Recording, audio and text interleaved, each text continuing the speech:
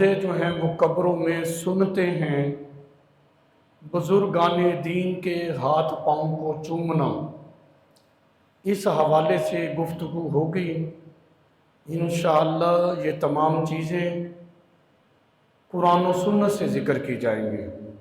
دعا ہے اللہ رب العزت ہماری اس جمعۃ المبارک کی حاضری کو اپنی بارگاہ صمدیت میں قبول فرمائے۔ نبی کریم علیہ الصلاۃ والسلام کا ارشاد گرامی ہے، یہ مسلم شریف کی حدیث ہے، باب زیارت قبور، یہ زیارت قبور کا باب مسلم شریف جس کے راوی حضرت جابر رضی اللہ تعالی عنہ ہیں۔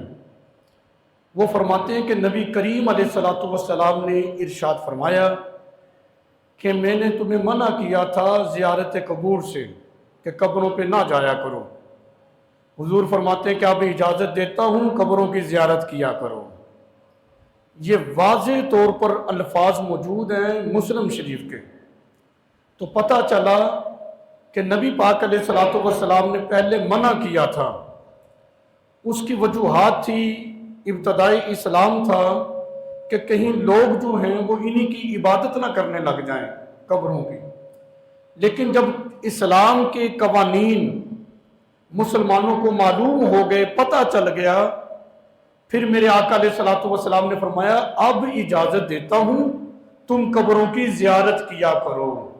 تو جس کام کی اجازت شارع علیہ السلام نبی پاک علیہ الصلاۃ والسلام دے دیں، پھر امت میں سے کسی فرد کا یہ حق نہیں بنتا کہ وہ زیارت قبور کو شرک بتائے یا زیارت قبور کو غیر اللہ کی عبادت بتائے۔ زیارت قبور کرنا، مزارات پہ جانا، اولیاء اللہ کے مزارات پہ حاضری دینا، یاد رکھنا یہ غیر اللہ کی عبادت نہیں ہے، اور یہ نظریہ اسلام سے ثابت ہے، حدیث صحیحہ کے ساتھ ثابت ہے۔ یہ ایک حدیث پاک ہو گئی ہے۔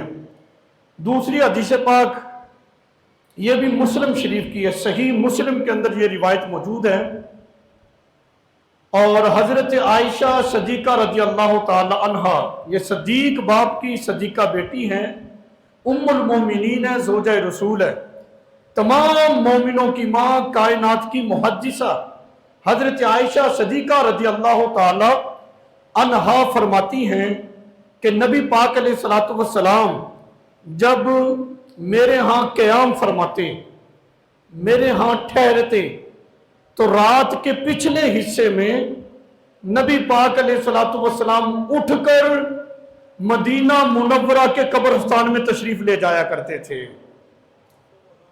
حضرت عائشہ رضی اللہ تعالیٰ عنہ فرماتی ہے کہ جب میرے ہاں قیام کرتے، رات کے آخری حصے میں مدینہ منورہ کے قبرستان میں تشریف لے جاتے، اس کا مطلب یہ ہے کہ نبی پاک علیہ الصلاۃ والسلام کے اپنے معمولات سے یہ بات ثابت ہے کہ حضور علیہ الصلاۃ والسلام بھی قبروں کی زیارت کے لیے تشریف لے جایا کرتے تھے۔ اللہ اکبر، یہ بھی مسلم شریف کی حدیث ہے۔ اب مجھے بتائیں، جو معمول سرکار علیہ السلام کا اپنا ہو اور سرکار علیہ الصلاۃ والسلام قبرستان میں قبروں پہ خود تشریف لے جاتے ہوں، وہ عمل امت کے لیے بدعت شرک کیسے ہو سکتا ہے؟ اللہ اکبر، یہ دوسری حدیث میں نے اسی موقع پر پیش کر دی ہے کہ زیارت قبور جو ہے وہ حدیث صحیحہ کے ساتھ ثابت ہے، اور یہ مسلم شریف کی میں نے دوسری روایت آپ کے سامنے پیش کی کہ جہاں سے پتہ چلتا ہے کہ سرکار علیہ الصلاۃ والسلام کے اپنے معمولات میں بھی یہ بات تھی کہ حضور علیہ الصلاۃ والسلام جو ہے زیارت قبور کے لیے تشریف لے جایا کرتے تھے۔ اللہ اکبر، تیسری حدیث پاک یہ مشکات شریف سے پڑھنے لگا ہوں۔ میرے آقا علیہ الصلاۃ والسلام نے ارشاد فرمایا، حضور کا فرمان ہے، میرے آقا علیہ الصلاۃ والسلام فرماتے ہیں کہ جو شخص جمعہ کے دن اپنے والدین یا والدین میں سے کسی ایک کی قبر کی زیارت کرتا ہے، اس کو بخش دیا جاتا ہے اور اس کو نیکوکار لکھ دیا جاتا ہے۔ حدیث نہ ہو ذمہ دار ہوں، میرے آقا علیہ الصلوۃ والسلام فرما رہے ہیں بیٹا اولاد اپنے والدین کی قبر کی زیارت کریں یا والدین میں سے کسی ایک کی قبر کی زیارت کریں، اس کی تو بخشش ہو جاتی ہے، اس کو تو نیکوکار لکھ دیا جاتا ہے۔ وہ عمل زیارت قبور کا جس کو میرے آقا علیہ الصلوۃ والسلام نے بخشش کا ذریعہ لکھا ہے، بخشش کا ذریعہ بتایا ہے، اور فرمایا کہ زیارت قبول کرنے والا وہ نیک بخت بیٹا جو ہے وہ تو نیکوکار لکھ دیا جاتا ہے۔ تو والدین کی قبر کی زیارت کرنے سے بخشش اور بندہ نیکوکار بنتا ہے، تو پھر یہ عمل شرک کیسے ہو گیا؟ بڑی عجیب سی بات ہے، کون سا دین لوگوں کے اندر رائج کرنے کی کوشش کی جا رہی ہے۔ دیکھو، غیر خدا کو تعظیمی سجدہ کرنا حرام ہے۔ ہم اہل سنت کا یہ نظریہ ہے، غیر خدا کو تعظیمی سجدہ حرام ہے۔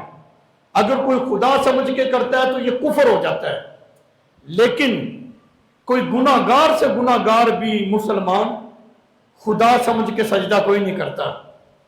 جب خدا سمجھ کے سجدہ نہیں کرتا تو پھر یہ شرک کیسے ہو گیا؟ سجدہ وحدہ لا شریک کو ہے، وہ اللہ کی ذات کو ہے، عبادت وحدہ لا شریک کی ہے۔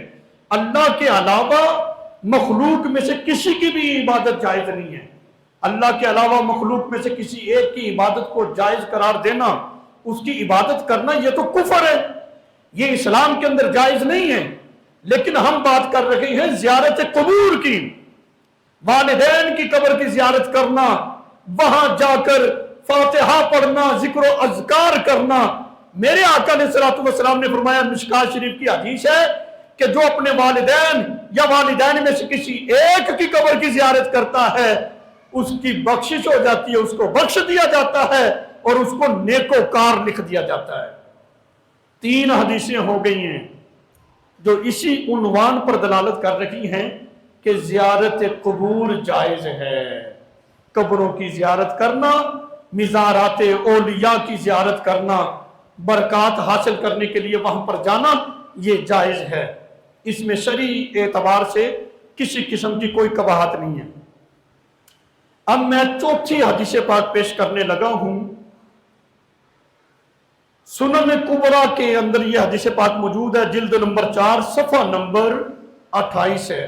سنن کبریٰ جلد نمبر 4 صفحہ نمبر 28 پہ حضرت عبداللہ بن ملائکہ رضی اللہ تعالی عنہ فرماتے ہیں کہ میں نے صدیق باپ کی صدیقہ بیٹی زوجہ رسول ام المومنین حضرت عائشہ صدیقہ رضی اللہ تعالیٰ عنہ کو دیکھا کہ وہ آ رہی تھی۔ کہتے میں نے درخواست کی، آپ کہاں سے آ رہے ہیں؟ ام المومنین، تمام مومنوں کی ماں، کائنات کی محدثہ، زوجہ رسول ہے، حضرت عائشہ صدیقہ رضی اللہ تعالی عنہا فرماتی ہیں میں اپنے بھائی عبد الرحمن بن ابی بکر کی قبر کی زیارت کر کے آ رہی ہوں۔ بتائیں، حضرت عائشہ رضی اللہ تعالی عنہا کو نہیں پتا تھا قبروں پہ جانا شرک ہے؟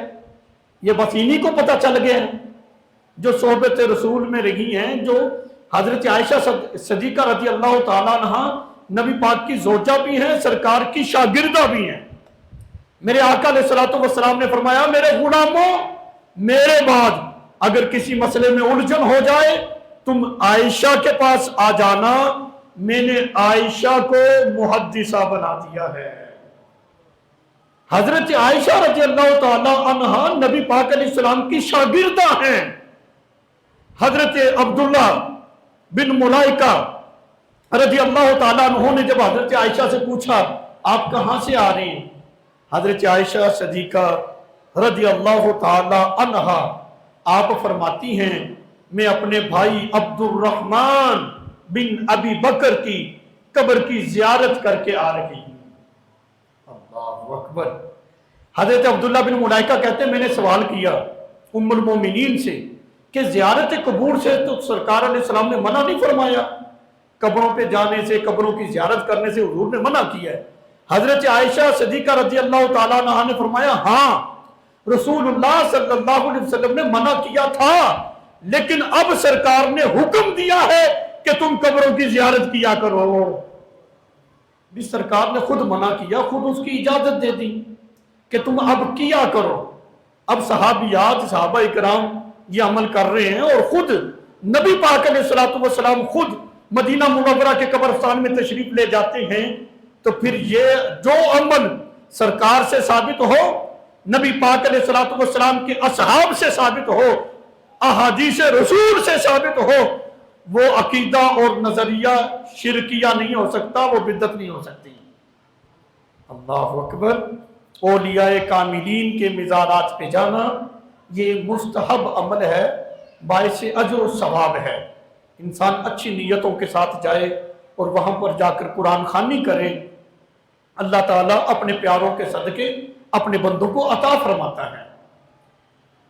4 حدیثیں ہو گئی ہیں اسی عنوان پہ۔ اب 5ویں حدیث میں زیارت قبور کے حوالے سے پیش کرنے لگا ہوں۔ یہ نور الایضاح کے اندر موجود ہے۔ نبی پاک علیہ الصلوۃ والسلام کی سب سے چھوٹی لاڈلی صاحبزادی سیدۃ النساء سیدہ فاطمہ الزہرا رضی اللہ تعالی عنہا اور ام المومنین حضرت عائشہ صدیقہ رضی اللہ تعالی عنہا، ان کے معمولات یہ تھے۔ حضرت سیدہ فاطمہ الزہرا رضی اللہ تعالی عنہا کا زیارت قبور کے حوالے سے عقیدہ یہ تھا، سیدہ فاطمہ الزہرا ہر جمعہ کو حضرت حمزہ رضی اللہ تعالی عنہا کے مزار پر حاضری دیا کرتی تھی۔ اب مجھے بتائیں، جو جنتی خواتین کی سردار ہیں، ملکہ ہیں، میرے آقا علیہ الصلوۃ والسلام نے جس فاطمہ کے بارے میں فرمایا، الفاطمہ بضعۃ منی، فاطمہ میرے جگر کا ٹکڑا ہے، وہ فاطمہ جس کے بارے میں میرے آقا علیہ الصلوۃ والسلام نے فرمایا کہ جس نے فاطمہ کو اذیت دی اس نے مجھے اذیت دی، وہ فاطمہ رضی اللہ تعالی عنہا ہر جمعے کو حضرت حمزہ رضی اللہ تعالی عنہا کے مزار پر حاضری دیتی تھی۔ تو جو کام نبی پاک علیہ الصلوۃ والسلام کی صاحبزادی سیدہ فاطمہ الزہرا رضی اللہ تعالی عنہا کرتی ہوں اور باقاعدگی کے ساتھ، یہ حوالہ میں آپ کے سامنے ذکر کر دیا ہے کہ حضرت فاطمہ کا عقیدہ یہی تھا، اور وہ ہر جمعے کو حضرت حمزہ رضی اللہ تعالی عنہ کے مزار پر حاضر دیا کرتی تھی۔ اور ام المومنین حضرت عائشہ صدیقہ رضی اللہ تعالی عنہا مکہ میں اپنے بھائی عبد الرحمن بن ابی بکر رضی اللہ تعالی عنہ کے مزار پر، ان کی قبر پر جا کر حاضر دیا کرتی تھی۔ تو جو کام سیدۃ النساء سیدہ فاطمہ الزہرا رضی اللہ تعالی عنہا سے ثابت ہو، ام المومنین حضرت عائشہ صدیقہ رضی اللہ تعالی عنہا سے ثابت ہو، میرے آقا علیہ الصلوۃ والسلام کی اپنی ذات سے ثابت ہو، خود میرے آقا علیہ السلام نے فرمایا میں نے تمہیں زیارت قبور سے منع کیا تھا، اب کیا کرو، خود اجازت دی ہو، بتاؤ وہ عمل اسلام کے اندر شرکیہ اور لا دینیت والا عمل کیسے ہو سکتا ہے؟ ابھی پڑھا نہیں ہے تو کچھ پڑھ لے، پہلے اس مسئلے کی تحقیق کر لیں۔ ایسے ہی بلا وجہ مسلمانوں کی اکثریت کو جو ہے وہ مشرک نہ بناتے جائیں۔ الحمدللہ اللہ کے فضل سے بزرگان دین کے مزارات پر حاضری دینا، ان کی قبور کی زیارت کرنا، یہ ایک ایسا نظریہ ہے جو احادیث رسول سے ثابت ہے، صحابہ کے عمل سے ثابت ہے، صحابیات کے عمل سے ثابت ہے، خود میرے آقا علیہ الصلوۃ والسلام کے اپنے معمولات سے بھی یہ عمل ثابت ہے۔ جب سرکار کے اپنے عمل سے یہ بات ثابت ہے تو پھر یہ شرکیہ عقیدہ اور نظریہ نہیں ہو سکتا، بلکہ اسلام کے اندر یہ کام زیارت قبور کرنا، اولیاء کاملین کے مزارات پہ جانا، یہ باعث اجر و ثواب ہے۔ جیسے میں نے مشکاۃ شریف کی حدیث پیش کی، میرے آقا علیہ الصلوۃ والسلام نے فرمایا والدین یا والدین میں سے کسی ایک کی زیارت کرنے والے کی بخشش ہو جاتی ہے اور اس کو نیکوکار لکھ دیا جاتا ہے۔ تو جس عمل سے بندے کی بخشش ہو، جس عمل کی وجہ سے بندے کو نیکوکار قرار دیا جائے، وہ عمل جو ہے اسلام کے اندر شرک نہیں ہوتا، ورنہ شرک والے کام سے بندہ نیک بنتا ہے۔ اللہ اکبر۔ حدیث رسول صلی اللہ علیہ وسلم، یہ میں نے 5 حدیثیں جو ہیں وہ آپ کے سامنے اسی حوالے سے پیش کر دی ہیں۔ اب میں یہاں پر حضرت امام شافعی رحمت اللہ علیہ کا عقیدہ زیارت قبور کے حوالے سے پیش کرنے لگا ہوں کہ جو فقہ شافعی کے امام ہیں، امام شافعی رحمت اللہ علیہ، یہ ایسے امام نہیں بن گئے۔ امام شافعی رحمت اللہ علیہ مکہ کے رہنے والے ہیں۔ ان کے والد صاحب بچپن میں فوت ہو گئے تھے امام شافعی رحمت اللہ علیہ کے۔ پڑھنے کا ان کو شوق بہت تھا، تو کیا کرتے تھے، جنگلات میں جاتے، جانوروں کی جو کندھے کی بڑی بڑی ہڈیاں ہوتی ہیں وہ تلاش کر کے لے کر آتے، اس کو دھو کر خشک کر لیتے، پھر جو اپنے اسباق ہوتے تھے ان ہڈیوں کے اوپر اپنے اسباق کو لکھ لیا کرتے تھے۔ اللہ اکبر۔ دین محنت مانگتا ہے، اتنی تگ و دو کی جائے تو پھر جا کے اللہ تعالیٰ اس محنت کا پھل بھی عطا کرتا ہے۔ امام شافعی رحمت اللہ علیہ کے ذوق اور جذبے کو ایک قافلہ آیا مدینے سے مکہ میں، تو وہ قافلہ حج عمرے کے ارادے سے وہاں پر پہنچا۔ قافلے کا جو امیر تھا اس نے اس بچے کو دیکھا، کون جانتا تھا یہ بچہ جو جانوروں کی ہڈیاں چن رہا ہے، ہڈیاں تلاش کر کے لاتا ہے، پھر اس کے اوپر اپنا سبق لکھ کے یاد کرتا ہے، کون جانتا تھا کہ یہ اتنا بڑا امام بن جائے گا۔ بزرگوں کی نظر ہوتی ہے، جو قافلے کا امیر تھا اس نے امام شافعی رحمت اللہ علیہ کو دیکھا، کہنے لگے بھی تمہاری ہمارے ہاں دعوت ہے، دعوت قبول کرو۔ طالب علم کو دعوت مل جائے اس کو اور کیا چاہیے ہوتا ہے، کہتے جی قبول ہے۔ تو قافلے کے پاس جو سامان تھا انہوں نے اسی وقت حاضر کیا۔ امام شافعی رحمت اللہ علیہ طالب علم ہیں، کھانا کھا رہے ہیں۔ قافلے کا امیر کہنے لگا مجھے یہ بتاؤ تمہیں اتنا پڑھنے کا شوق ہے تو تم مدینے میں آ جاؤ، مسجد نبوی شریف میں اس وقت امام مالک رحمت اللہ علیہ شیخ الحدیث ہیں، تو آپ ان کے پاس جا کر پڑھ لو۔ امام مالک رحمت اللہ علیہ فرمانے لگے، کہتے شوق بہت ہے پڑھنے کا، اور ان کے میں نے چرچے بھی بہت سنے امام مالک رحمت اللہ علیہ کے، لیکن میرے پاس وسائل نہیں ہے، میں کیسے مکے سے مدینے جاؤں، وہاں کیسے پہنچوں۔ وہ قافلے کا امیر کہنے لگا کہ ہمارا ایک ساتھی فوت ہو گیا ہے، تو وہ اونٹ واپسی پہ اس نے خالی جانا ہے، میں ان کے ورثاء سے اجازت لے لوں، اگر اجازت مل گئی تو تم ہمارے ساتھ مدینہ شریف جا سکتے ہو، پہنچ جاؤ گے، پھر تم اپنا علم وہاں حاصل کر لینا، باقی اللہ سبب بنائے گا تمہارا۔ امام شافعی رحمت اللہ علیہ فرماتے ہیں مجھے بڑی امید لگ گئی کہ اللہ کرم کرے گا، تو میرا تو ایک سلسلہ بن گیا۔ القصہ مختصر، اجازت مل گئی، جب وہ قافلہ واپس جانے لگا امام شافعی رحمت اللہ علیہ فرماتے ہیں میں بھی اس قافلے کے ساتھ مدینے کی طرف میں نے بھی سفر شروع کر دیا۔ اب اگلی بات بڑی قابل غور ہے جو جھنجھوڑنے والی ہے، وہ بات یہ ہے، حضرت امام شافعی رحمت اللہ علیہ فرماتے ہیں کہ ہم مکہ سے مدینہ گئے، راستے بھی نہیں تھے، پہاڑوں پہ چڑھنا اترنا، یعنی کوئی مین راستے بھی بنے نہیں ہوئے تھے، بڑا مشکل سفر تھا۔ کہتے مکہ سے مدینہ پہنچنے تک ہمیں 16 دن لگے، 16 دن۔ کہتے میں نے 16 دنوں میں امام شافعی فرماتے ہیں 16 ختم قرآن کر دیے۔ اللہ اکبر۔ میں کہتا ہوں آج ہم بھی حج عمرے کے بڑا شوق رکھتے ہیں، جاتے ہیں، لوگ کہتے ہیں میں فلاں جگہ گیا، فلاں جگہ گیا، لوگ کہتے ہیں میں فلانی جگہ گیا۔ میں صرف یہی سوال کرتا ہوں یار تو گیا ہے، مجھے یہ بتا تو نے تلاوت قرآن کتنی کی ہے؟ تو 21 دن کے پیکج پہ گیا، 28 دن کے پیکج پہ گیا، بتا تو نے قرآن کتنا پڑھا ہے، وہاں جا کر تو نے نوافل کتنے پڑھے، یہ بتاؤ مجھے۔ اللہ اکبر۔ یہ تھے ہمارے اسلاف۔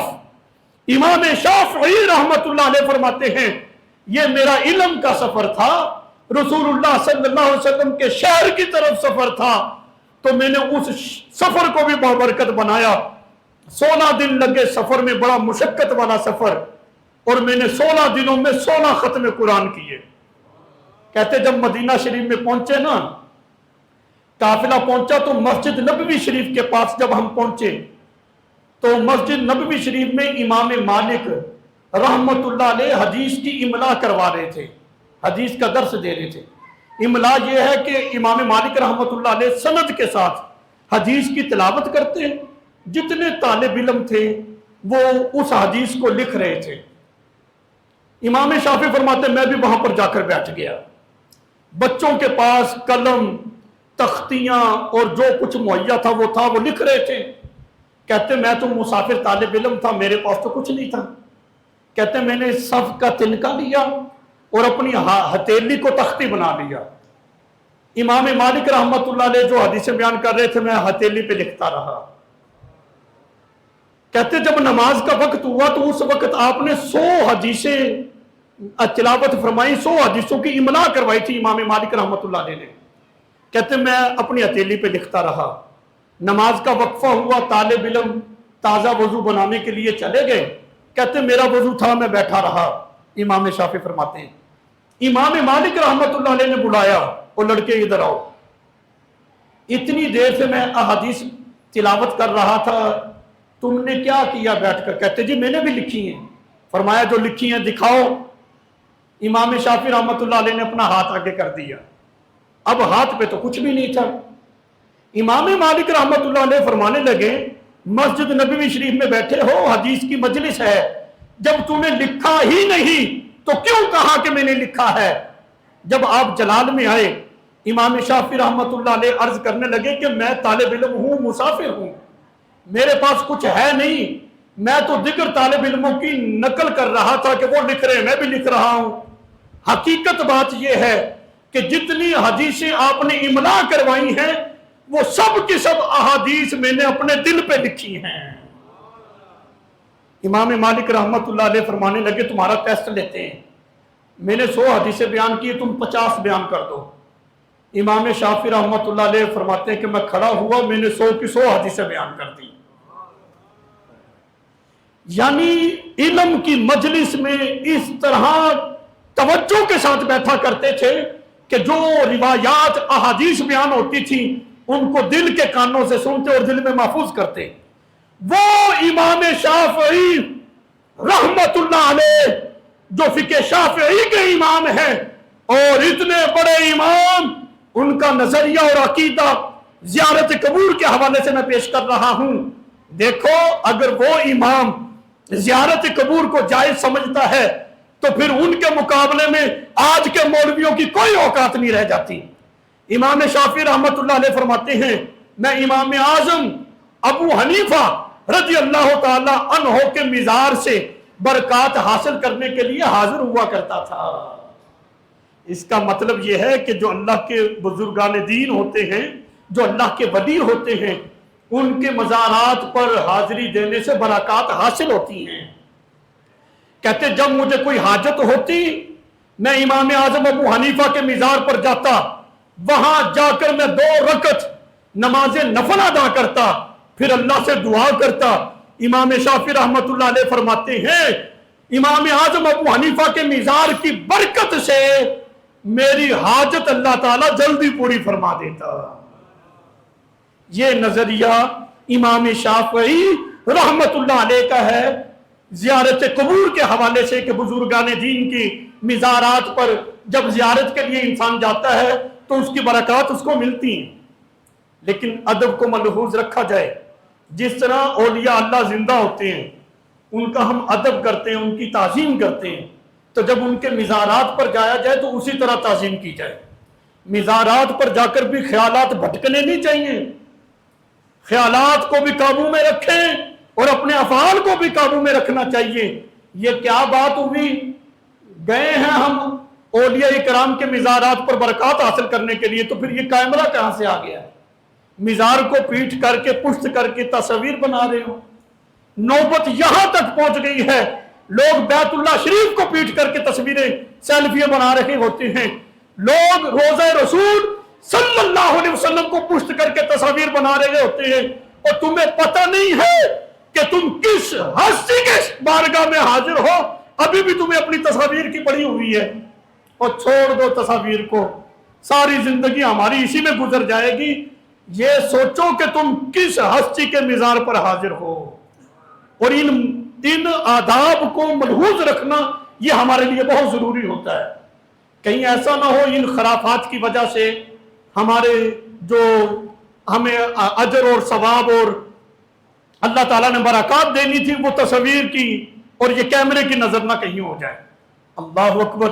ये इमाम शाफी रहमतुल्लाह अलैह का नजरिया था ज़ियारत कबूर के हवाले से। अब मैं इमाम सावी रहमतुल्लाह अलैह, ये बहुत बड़े इमाम हैं। तफसीर सावी जिल्द नंबर 1 है, सफ़ा नंबर 245 है। तफसीर सावी जिल्द नंबर 1 सफ़ा नंबर 245। इमाम सावी रहमतुल्लाह अलैह का ज़ियारत कबूर के हवाले से अकीदा नजरिया क्या था, ये मैं आपके सामने पेश करने लगा हूं। इमाम सावी तफसीर सावी के अंदर लिखते हैं, फरमाया कि मुसलमान जो मिज़ारात औलिया पर हाजिरी देते हैं, इन मुसलमानों को मिज़ारात पर हाजिरी देने के बसबब काफिर ना कहा जाए, और ये ना गुमान किया जाए कि ये मिज़ारात औलिया पर हाजिरी देते तो गैरुल्लाह की इबादत कर रहे हैं। फरमाया ज़ियारत कबूर को, मिज़ारात औलिया की मिज़ारात की कबूर को, उनकी ज़ियारत को गैरुल्लाह की इबादत कहना, इमाम सावी तफसीर सावी के अंदर लिखते हैं ये हमाकत है, ये जहालत है। फरमाया औलिया अल्लाह की कबूर की ज़ियारत करना ये शिरक नहीं है, ये तो अल-हुब्बु फिल्लाह में से है। अल-हुब्बु फिल्लाह का मतलब यह है कि अल्लाह की मोहब्बत में से है, कि बंदे को अल्लाह की मोहब्बत हासिल होती है। एक हदीस पाक का मफहूम है, मेरे आका अलैहिस्सलातु वस्सलाम ने फरमाया कब्रों पर जाया करो, क्योंकि कब्रों पर जाने से बंदे को अपनी आखिरत याद आती है, अपनी कब्र की याद आती है। खौफ खुदा बंदे के अंदर पैदा होता है कि बिल आखिर हमने भी यहीं पे आना है। तो हो सकता है कि चोट लग ही जाए, बंदा जो है वो गुनाहों से तौबा कर ले और रुजू इल्लाह हो जाए, अपने खालिक के हकीकी की तरफ पलटे, तो मुझे ये बताओ उसका फायदा होगा इसमें या नुकसान होगा? अल्लाह अकबर। तरह तरह के लोगों ने बातें बनानी शुरू कर दी हैं, अजीब किस्म के नजरियात लोगों के अंदर बयान करके लोगों के अकायद और नजरियात को खराब करने की कोशिश की जा रही है। लेकिन बात यह है कि बात वो होती है जो कुरान और सुन्नत के मुताबिक हो। तुम अपनी बात करो, तुम्हारी बात सुनने के लिए हम तैयार नहीं हैं। बात कुरान और सुन्नत की होनी चाहिए, बात हदीस रसूल से होनी चाहिए, अल्लाह के कुरान से होनी चाहिए। मुस्लिम शरीफ की हदीस है, जड़ा मर गया, मर के कहानी खत्म हो गई, या गुठलियां बंद हो गई, या कुछ भी नहीं जाना पीछे से। और मैंने कहा हदीस पढ़, हदीस मुबारका के अंदर है कि अगर किसी के जनाजे में 100 अफराद शिरकत करें, किसी मैयत के जनाजे में 100 अफराद शिरकत करने, उसके लिए दुआए मगफरत कर दें, अल्लाह उस मैयत की बख्शिश फरमा देता है। दूसरी हदीस पाक मुस्लिम शरीफ की है, तभी तो तरगीब दी जाती है कि मुसलमान भाई फौत हो जाए उसके जनाजे में शिरकत करो। दूसरी हदीस, अगर 100 बंदा नहीं है, 40 अफराद अगर किसी की मैयत में जनाजे में शिरकत कर लेते हैं, तो उन जनाजा पढ़ने वालों की वजह से अल्लाह ताला मैयत की बख्शिश फरमा देता है। अब ये 2 हदीसें थी मुस्लिम शरीफ की जो मैंने पेश की हैं। अब जो मुस्लिम शरीफ के शारहीन हैं, जिन्होंने हदीस की शरह की है, शारहीन लिखते हैं अगर जनाजे में 100 बंदा नहीं है, 40 भी नहीं है, कम में, वो ताक सफ़े बनाकर खड़े हो जाए, 3, 5, 7, 9, 11 ताक सफ़े बनाकर खड़े हो जाएं, इस अमल की वजह से अल्लाह ताला मैयत की बख्शिश फरमा देता है। और मैंने कहा तुम कहते हो कि भी पीछे से कुछ भी नहीं पहुंचता, ये एहसान सवाब क्या है? जिंदों का अमल मुर्दों को फायदा नहीं पहुंचाता। मैंने कहा ये तो मुस्लिम शरीफ की हदीस मैंने पेश की है, बताओ नमाज जनाजा पढ़ने वाले जिंदा हैं या मुर्दा हैं? بتائیں مجھے جو جنازہ پڑھ رہے ہیں وہ زندہ ہیں کہ مردہ ہیں؟ اگر زندہ ہے تو ان زندہ کے عمل کی وجہ سے اللہ تعالیٰ میت کی بخشش کر رہا ہے۔ تو پتہ چلا زندوں کا جو عمل ہوتا ہے یہ مردوں کو فائدہ پہنچاتا ہے۔ اگر زندوں کا عمل مردوں کو فائدہ نہ پہنچاتا تو پھر مسلم شریف کے اندر یہ حدیث نہیں ہونی چاہیے تھی، سرکار علیہ السلام کا یہ فرمان نہیں ہونا چاہیے تھا۔ بات تو یہاں پہ ختم ہو گئی ہے۔ جنازہ بھی تو ایک عمل ہے اور یہ زندہ ہی عمل کر رہے ہیں، میت خود تھوڑا اپنا جنازہ پڑھ رہی ہے، زندہ لوگ جنازہ پڑھ رہے ہیں۔ اللہ اکبر۔ درباروں پہ کیا لینے جاتے ہو؟ یہ تو مٹی کا ڈھیر ہے، یہ نہیں سنتے، نہ نفع دیتے نہ نقصان دیتے ہیں۔ میں نے کہا یہ بات تم کر رہے ہو کہ یہ سنتے نہیں ہیں، لیکن اللہ کا قرآن کیا کہتا ہے اس کا پتہ ہے تمہیں؟ یہ قرآن پاک ہے، سورہ توبہ ہے، سورۃ توبہ، یہ قرآن پاک میرے سامنے پڑا ہے اور اس کی آیت مبارکہ ہے 101۔ وَمِنْ أَهْلِ الْمَدِينَةِ مَارَدُوا عَلَى النِّفَاقِ۔ یہ من جو ہے یہ بازی ہے، یہ ہماری کلاس روم کی ویسے بات ہے، من بازی ہے، تو معنی اس کا یہ بنے گا بعض اہل مدینہ، سارے نہیں، بعض اہل مدینہ مَارَدُوا عَلَى النِّفَاقِ، وہ ڈٹے ہوئے ہیں اپنے نفاق پر، منافقت پر، نفاق پر ڈٹے ہوئے ہیں۔ اللہ تعالیٰ قرآن میں ذکر کر رہا ہے لا تعلمهم، آپ ان کو نہیں جانتے۔ اللہ فرماتا ہے نحن نعلمهم، ہم ان کو جانتے ہیں۔ جو بعض ہیں اپنے نفاق پر ڈٹے ہوئے ہم جانتے ہیں ان کو۔ اللہ فرماتا ہے سنعذبهم مرتين، اللہ تعالیٰ فرماتا ہے ہم ان کو ڈبل عذاب دیں گے۔ سنعذبهم مرتين، دو مرتبہ عذاب دیں۔ ایک عذاب دنیا کے اندر ان کو رسوا کیا جائے گا، ان کو ذلیل کیا جائے گا، دوسرا عذاب ان کو قبر کے اندر ہوگا۔ قبر میں عذاب تبھی ممکن ہے نا تب اگر مردہ جو ہے وہ دیکھے بھی صحیح، سنے بھی صحیح، محسوس بھی کرے۔ اگر وہ مٹی کا ڈھیر ہے، کچھ بھی نہیں ہے، تو پھر عذاب کس چیز کو ہو رہا ہے؟ عذاب کا ہونا یہ قرآن ہے کہ ہم ان کو ڈبل عذاب دیں گے، دنیا میں ذلیل کریں گے۔ نمبر 2، قبر کے اندر ان کو عذاب دیا جائے گا۔ اگر قبر مٹی کا ڈھیر ہے تو پھر عذاب کس کو ہو رہا ہے؟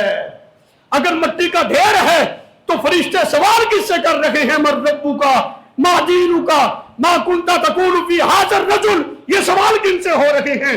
پتہ چلا مرنے کے بعد کہانی ختم نہیں ہوتی، یہ اسلامی نظریہ نہیں ہے۔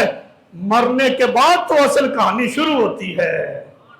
یہ ہے اسلامی تعلیمات۔ تم کس چیز کی بات کر رہے ہو؟ یہ دنیا تو آزمائش کی جگہ ہے، یہ تو امتحان ہے۔ امتحان میں آئے ہیں، کون پاس ہوتا ہے، کتنے نمبر لیتا ہے، کون کامیابی کے ساتھ اپنی زندگی گزارتا ہے۔ آگے والے معاملات دائمی تو وہی ہیں نا، جہنمیوں کے لیے جہنم ہے، جنتیوں کے لیے جنت ہے، راحت تو وہ ہے۔ فرمایا ڈبل ان کو عذاب دیں گے۔ پتہ چلا کہ مردہ سنتا بھی ہے، دیکھتا بھی ہے، محسوس بھی کرتا ہے۔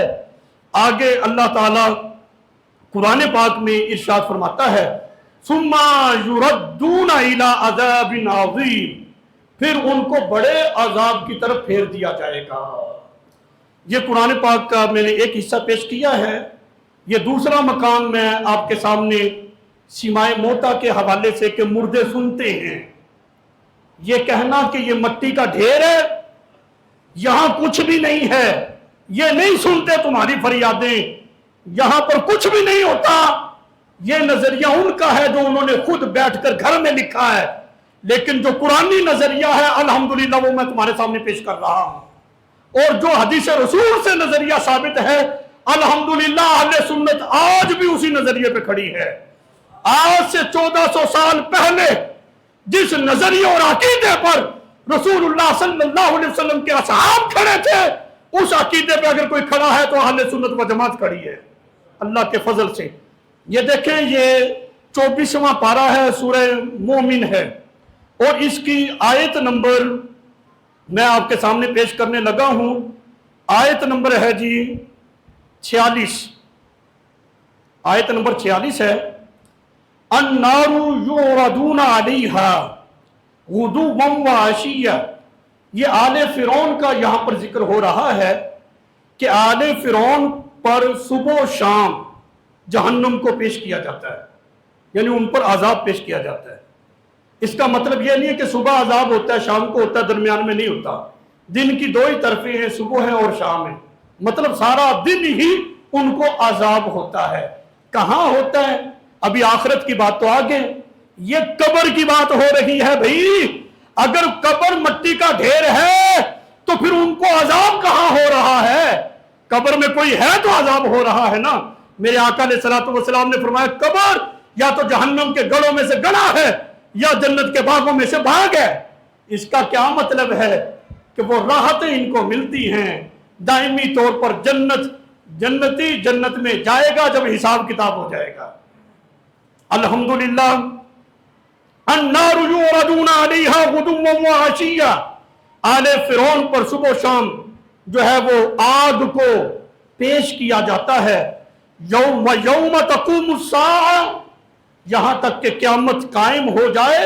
جب قیامت آ جائے گی اللہ تعالیٰ فرشتوں کو حکم دے گا ادخلوا، اللہ تعالیٰ کیا حکم دے گا؟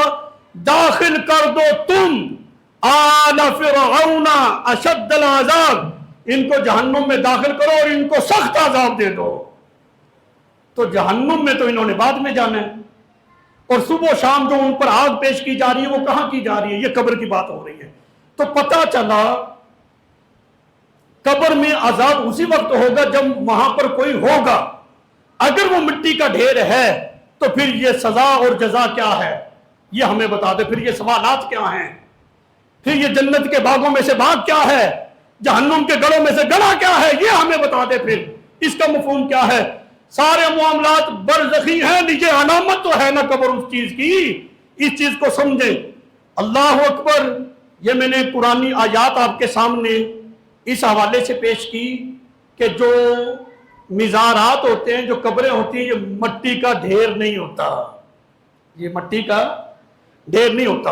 اب میں یہاں پر حدیث مبارکہ آپ کے سامنے پیش کرنے لگا ہوں، صحیح مسلم سے، بخاری کے بعد روئے زمین پر صحیح ترین حدیث کی جو کتاب ہے وہ مسلم شریف ہے۔ بعض نے بعض وجوہ پر مسلم شریف کو بخاری پر بھی ترجیح دی ہے۔ اتنی مستند حدیث کی کتاب ہے مسلم شریف۔ مسلم شریف کے اندر یہ حدیث مبارکہ موجود ہے۔ حضرت عمر بن خطاب رضی اللہ تعالی عنہ کہتے ہیں کہ غزوہ بدر اس سے ایک دن پہلے نبی کریم علیہ الصلوۃ والسلام نے خط کھینچے، فرمایا فلاں کافر یہاں پہ مرے گا، فلاں یہاں پہ مرے گا، فلاں یہاں پہ مرے گا۔ جلیل القدر صحابی ہیں حضرت عمر بن خطاب رضی اللہ تعالیٰ عنہ بیان کر رہے ہیں کہ حضور علیہ السلام مسلم شریف کے اندر الفاظ موجود رہا ہوں، ذمہ دار کہتے ہیں کہ رسول اللہ صلی اللہ علیہ وسلم نے جو جو نشانات لگائے تھے اسی جگہ پر وہ کافر مرا پڑا تھا۔ اور جنگ تو دوسرے دن ہونی ہے، علم غیب کے کوئی علیحدہ سین ہوتے ہیں؟ یہ رب کی عطا ہے۔ اللہ نے اپنے محبوب کو علم کے ایسے خزانے عطا فرمائے ہیں جس چیز کو چاہے اپنی امت پر ظاہر فرماتے ہیں۔ علم سارا ہے رسول اللہ صلی اللہ علیہ وسلم کو، اور عطا رب نے کیا ہے۔ یہ سارا عطائی علم ہے، اللہ کی عطا ہے۔ حضرت عمر فرماتے ہیں ایک انچ بھی کوئی آگے پیچھے نہیں تھا، اسی نشان کے اوپر وہ کافر مرا پڑا تھا۔ کہتے ہیں تمام کافروں کو ایک گڑھے میں، کنویں کا بھی لفظ آتا ہے، کنویں کے اندر ڈال دیا گیا۔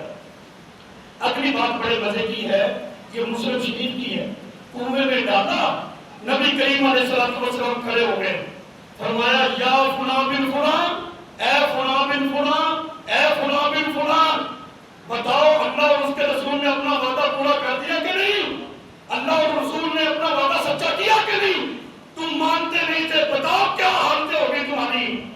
جب یہ کلام کیا حضرت عمر بن خطاب پاس کھڑے تھے، عرض کی یا رسول اللہ صلی اللہ علیہ وسلم، آپ ان جسموں سے گفتگو کر رہے ہو، ان جسموں سے کلام کر رہے ہو جن میں روح نہیں ہے، روحوں سے خالی یہ جسم ہے، کیا یہ مردے بھی سنتے ہیں؟ میرے آقا علیہ السلام نے فرمایا عمر تم ان سے زیادہ نہیں سنتے ہیں۔ کیا فرمایا؟ تم ان سے زیادہ نہیں سنتے۔ مطلب عمر جیسے تم سن رہے ہو اسی طرح یہ مردے بھی سنتے ہیں۔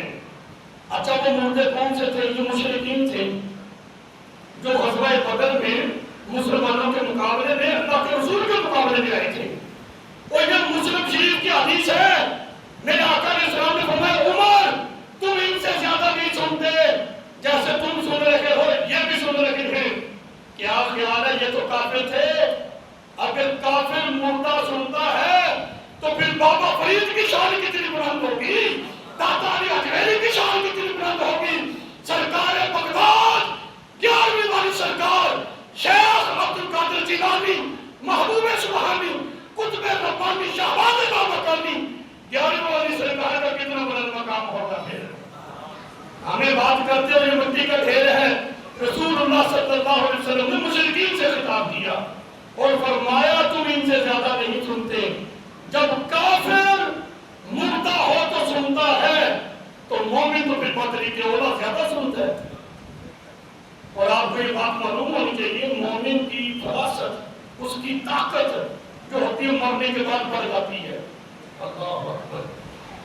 یہ مسلم شریف کی حدیث سے ثابت ہوا کہ مرنے کے بعد مردہ سنتا ہے، مرنے کے بعد سنتا ہے۔ تو پھر مٹی کا ڈھیر تو منع ہوا، تو پھر جہاں ہم جا رہے ہیں مٹی کے ڈھیر پہ نہیں جاتے ہم بابا فرید کے مزار پر گئے تو بابا فرید کے پاس ہی گئے ہیں۔ ہم مٹی کا ڈھیر نہیں سمجھتے، ہم تو ان کے متبرک مزار پر ان کی قبر کی زیارت کر کے اللہ سے اپنی حاجتیں مانگتے ہیں، اور اللہ اپنے پیاروں کے صدقے ہماری حاجتوں کو پورا بھی فرماتا ہے۔ اللہ اکبر۔ یہی نظریہ مسلمانوں کے درمیان رائج ہے۔ آج سے 1400 سال پہلے صحابہ کا بھی یہ نظریہ تھا۔ کیا صحابہ کرام رسول اللہ صلی اللہ علیہ وسلم کے مزار پہ حاضری نہیں دیتے تھے؟ حضرت بلال بن حارث رضی اللہ تعالیٰ عنہ، حضرت عمر بن خطاب رضی اللہ تعالیٰ عنہ کے دور خلافت میں جب قحط پڑ گیا تھا، بلال بن حارث سرکار کے مزار پہ حاضر ہوئے۔ یا رسول اللہ صلی اللہ علیہ وسلم، امت تو مر گئی ہے، کرم فرما دو۔ حضرت بلال بن حارث کہتے ہیں میں دعا کر کے نا سرکار کے مزار پہ گھر جا کے سو گیا۔ بلایا و نہایا کے اندر یہ روایت موجود ہے، کہتے ہیں میں گھر جا کے سو گیا، خواب میں سرکار تشریف لے آئے، فرمایا بلال بن حارث پریشان نہ ہو، عمر بن خطاب سے کہہ دو بارش کا بندوبست کر دیا گیا ہے۔ یہ تو صحابہ کرام کے معاملات رہے ہیں۔ اس حوالے سے میں اب بخاری شریف کی حدیث پیش کرنے لگا ہوں۔ پہلے مسلم شریف کی پیش کی ہے اور بخاری کی، جس کے راوی ہیں حضرت انس رضی اللہ تعالی عنہ۔ یہ وہ صحابی ہیں جن کا سارا وقت سرکار کی بارگاہ میں گزرا ہے۔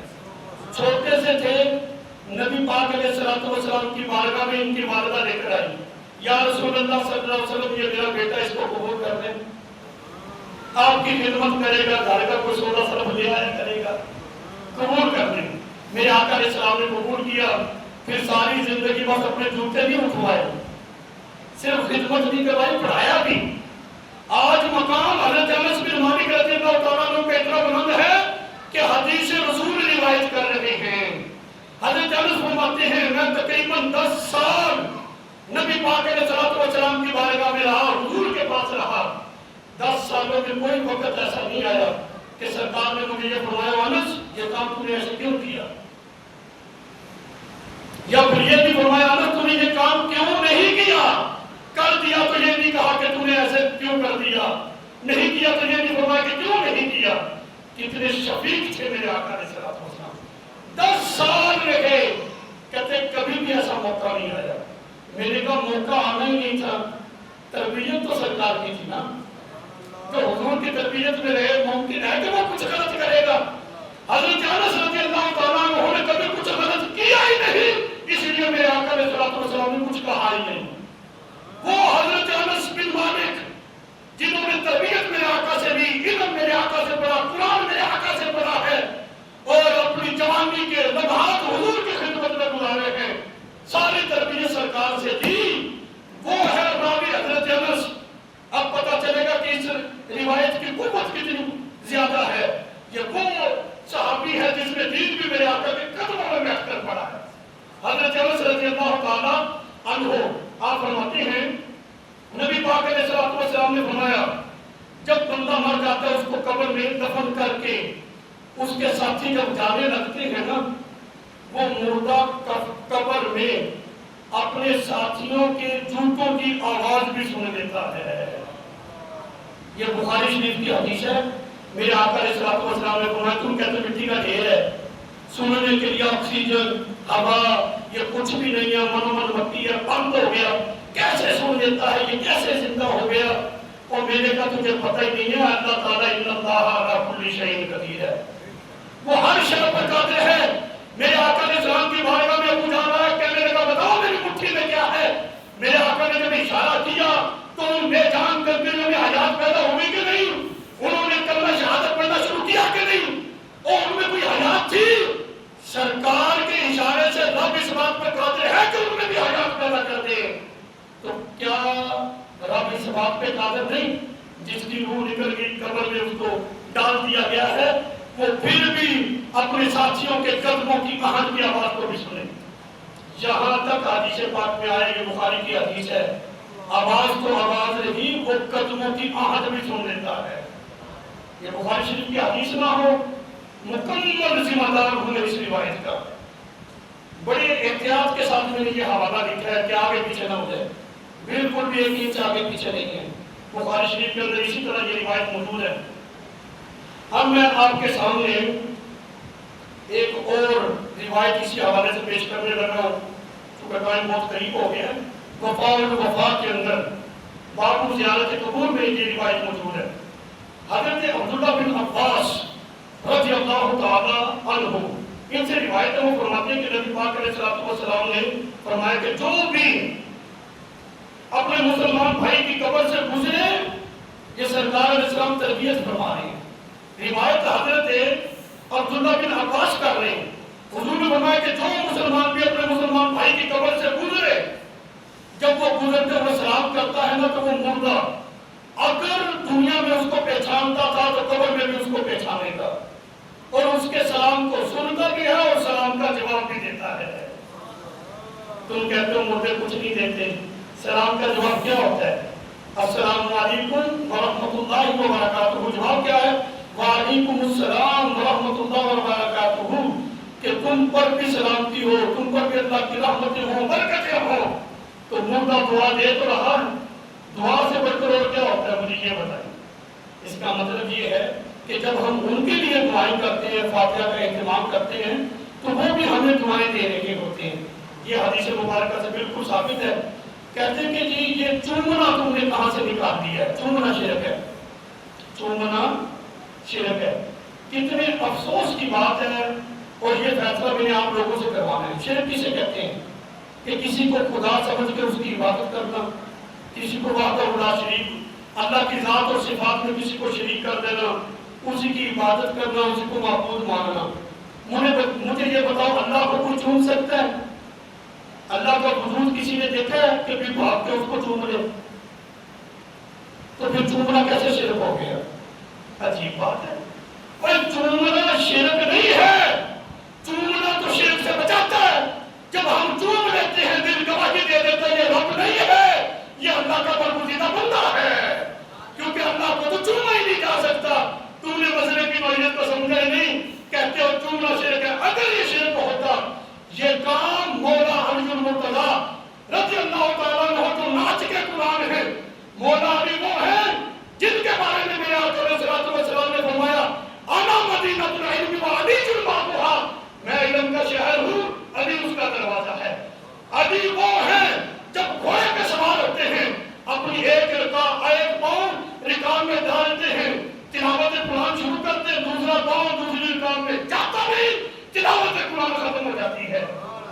ناچ کے قرآن مولا علی المرتضیٰ رضی اللہ تعالیٰ عنہ کا اپنا معمول کیا تھا؟ چومنے کے حوالے سے یہ حدیث میں آپ کے سامنے ذکر کر رہا ہوں۔ امام بخاری اپنی مشہور کتاب الادب المفرد میں ذکر کرتے ہیں اس روایت کو۔ امام بخاری نے الادب المفرد کے اندر ذکر کیا، کہتے ہیں کہ مولا علی المرتضیٰ رضی اللہ تعالیٰ عنہ اپنے چچا جان حضرت عباس رضی اللہ تعالیٰ عنہ کی عقیدت کے ساتھ ہاتھ بھی چوما کرتے تھے، پاؤں بھی چوما کرتے تھے۔ اس کا مطلب یہ ہے کہ جو بزرگ ہو، عالم با عمل ہو، ان کے ہاتھوں کو بوسہ دینا ان کے پاؤں کو چومنا یہ شرک نہیں ہے، بلکہ یہ تو مولا علی المرتضیٰ رضی اللہ تعالیٰ عنہ کی سنت ہے۔ یہ حوالہ درست نہ ہو تو لے آئیں، الادب المفرد امام بخاری کی میں یہیں پہ دکھا دیتا ہوں۔ الحمدللہ ایسی بات کچی بات کرنے کا میں مزاج بالکل نہیں رکھتا۔ یہ امام بخاری نے اپنی مشہور کتاب کے اندر اس روایت کو ذکر کیا۔ امام غزالی رحمۃ اللہ علیہ بہت بڑے امام ہیں، امام غزالی تصوف کے اندر ان کا بہت بڑا نام ہے۔ ان کی کتاب ہے کیمیائے سعادت، اس میں انہوں نے اس روایت کو ذکر کیا ہے کہ حضرت ابو عبیدہ بن جراح رضی اللہ تعالیٰ عنہ یہ صحابی رسول ہے۔ حضرت ابو عبیدہ بن جراح صحابی رسول ہے، اور انہوں نے امیر المومنین حضرت عمر بن خطاب رضی اللہ تعالیٰ عنہ کے ہاتھوں کو بوسا دیا۔ اگر یہ چومنا شرک ہوتا تو پھر صحابی رسول صحابی کے ہاتھ چومتا۔ پھر آپ کو پتہ ہے عمر کون ہے؟ عمر وہ ہے جس کے سائے سے شیطان بھی گھبراتا ہے، کب کپاتا ہے۔ عمر اسی وقت منع کر دیتے تم یہ کیوں شرک کر رہے ہو؟ پتا چلا کہ چومنا شرک نہیں ہے، بلکہ بزرگان دین علماء اہل سنت عالم با عمل ان کے ہاتھوں کو چومنا یہ سعادت ہے، اجر اور ثواب ہے، نہ کہ شرک ہے۔ لیکن ٹائم ہو گیا ہے، میں آخری روایت کی پیش کروں گا، ٹائم مکمل ہو چکا ہے۔ علامہ بدر الدین عینی ان کی کتاب ہے عمدۃ القاری شرح بخاری، یہ بخاری شریف کی شرح ہے عمدۃ القاری۔ علامہ بدر الدین عینی نے اس میں اس کو ذکر کیا ہے، اس کی جلد نمبر 2 ہے، صفحہ نمبر 82۔ اس میں ذکر کیا کہ ایک شخص نبی کریم علیہ السلام کی بارگاہ میں حاضر ہوا، عرض کی یا رسول اللہ صلی اللہ علیہ وسلم، میں نے یہ منت نظر مانی تھی کہ اللہ تعالیٰ کو فتح دے، مکہ فتح ہو جائے تو میں کعبے کی چوکھٹ کو چوموں گا۔ میرے آقا علیہ السلام نے فرمایا جا اپنی والدہ کے دونوں پاؤں چوم لے، تیری نظر پوری ہو جائے گی۔